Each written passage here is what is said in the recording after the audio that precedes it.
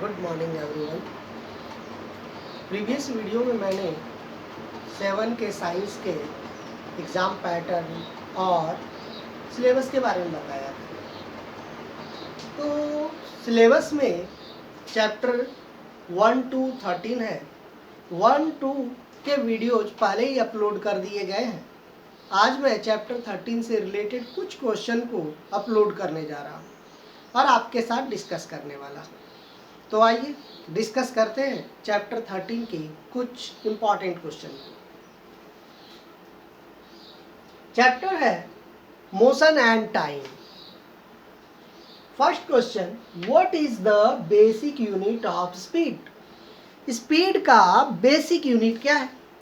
तो स्पीड का basic unit find करने से पहले हम लोग को स्पीड क्या है ये पता करना होगा। The distance covered by an object per unit time is known as speed. कोई ऑब्जेक्ट पर यूनिट टाइम में जितना डिस्टेंस कवर करता है उसे हम स्पीड कहते हैं। तो स्पीड इक्वल टू हो गया distance by time. The unit of distance is metre and the unit of time is second. Therefore the unit of speed is meter per second. Next question, what is the basic unit of time? अभी अभी हम लोग discuss कर रहे थे कि time का unit second होता है, तो इसका आंसर हो गया second. Next question, what is the relation between distance, speed and time? किसी ऑब्जेक्ट के द्वारा जो डिस्टेंस कवर किया गया है वो डिस्टेंस, स्पीड और टाइम के बीच क्या रिलेशन होगा? तो डिस्टेंस इक्वल टू होता है speed into time. Next question, on which axis dependent variables are represented. Graph में हम लोग जानते हैं दो एक्सिस होते हैं। जब हम ग्राफ ड्रॉ कर रहे होते हैं तो उस समय दो लाइन परपेंडिकुलरली ड्रॉ की जाती है जो एक दूसरे को इंटरसेक्ट करती है। जिस पॉइंट पे इंटरसेक्ट होती है लाइंस वो ओरिजिन होता है। इसे हम एक्स एक्सिस कहते हैं और इस एक्सिस को वाई एक्सिस कहते हैं। एक्स एक्सिस पर डिपेंडेंट वेरिएबल्स होते हैं और वाई एक्सिस पे डिपेंडेंट वेरिएबल्स होते हैं और एक्स एक्सिस पर इंडिपेंडेंट वेरिएबल्स। और वाई एक्सिस पे डिपेंडेंट।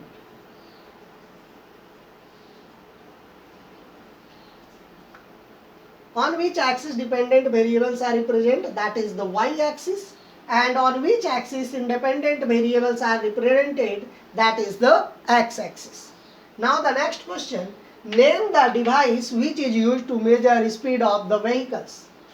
कोई भी व्हीकल्स जो स्पीड कवर डिस्टेंस कवर करती है तो किस स्पीड से मूव कर रही है इसकी कैलकुलेशन या इसको डिटेक्ट करना या मेजर करना, तो एक डिवाइस द्वारा ये सब होता है। तो उस डिवाइस का क्या नेम है? तो उस डिवाइस को हम लोग कहते हैं speedometer. That means the name of the device which use to measure the speed of the vehicles is speedometer. Now the next, name the device which is used to measure the distance covered by vehicles. That is odometer. Name the physical quantity which helps to know which object is faster or slower. जब race लगती है, race में कुछ participate कर रहे होते हैं तो उस समय हम किसी एक को बोलते हैं ये फास्ट मूव करता है और अदर उसके रेस्पेक्ट में स्लोअर होता है। तो ये हम किस बेस पर कैलकुलेशन करते हैं?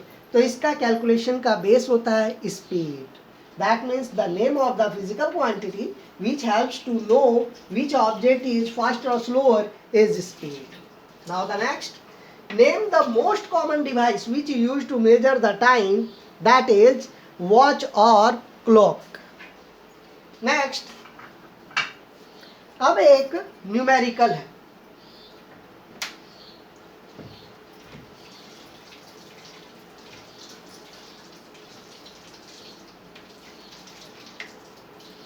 उस न्यूमेरिकल को हम लोग सॉल्व करेंगे।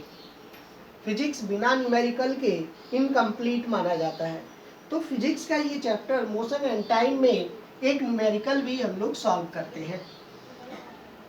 तो न्यूमेरिकल कुछ इस प्रकार है। Question number 10, a car moves with a speed of 40 km per hour for 15 minutes and then with a speed of 60 km per hour for the next 15 minutes. Find the total distance covered by the car. एक car है जो 15 minutes तक 40 kilometre per hour की speed से move करती है और next 15 minutes में वो 60 किलोमीटर पर आवर की स्पीड से मूव कर रही है। तो यहाँ पे हम लोग को टोटल डिस्टेंस फाइंड करना है, मतलब कि कार टोटल डिस्टेंस कितना कवर करती है।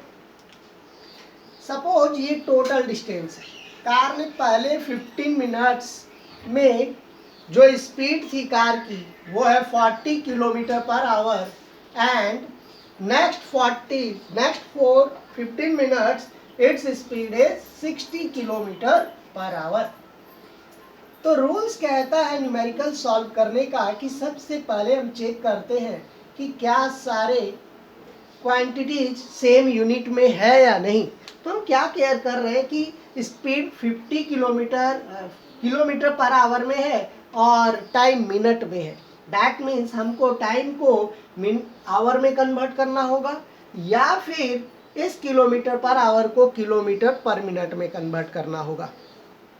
तो हम लोग क्या करेंगे, टाइम को ही आवर में कन्वर्ट करते हैं।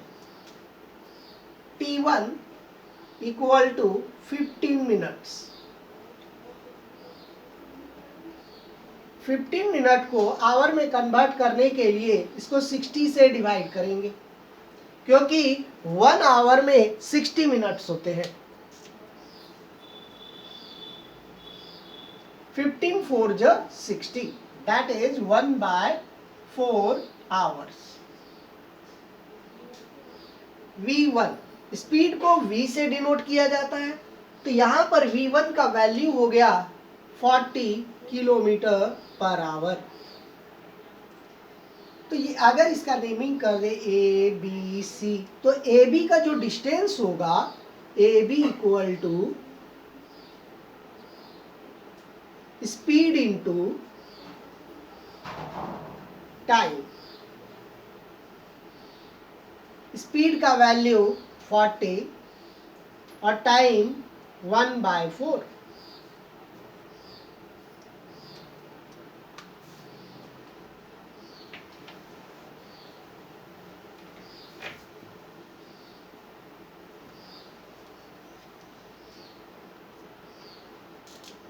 तो ये AB का डिस्टेंस हो गया 10 किलोमीटर। सेम कंडीशन हम लोग इस पार्ट BC के लिए फाइंड करेंगे। तो T2 equal to 60 kilometre, T2 equal to 15 minutes equal to 15/60, 15 4 जो 60 hours, that is 1/4 hours. V2 equal to 60 kilometer per hour.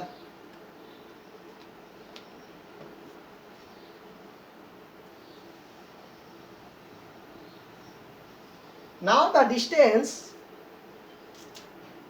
BC equal to speed is 60 and the time is 1/4. 4 15 ja 60, that is 15 kilometer. Now we have to be find the total distance AC. AC equal to AB plus BC. The value of AB is 10 kilometer and the value of BC is 15 kilometer.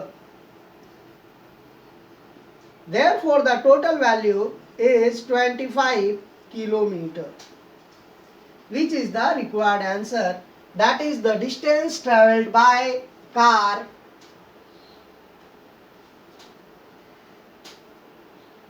Chapter 13 से related कुछ important question मैंने आपको बता दिए हैं और exam की तैयारी आप लोग कर रहे होंगे. PT1 बहुत जल्द होने वाला है.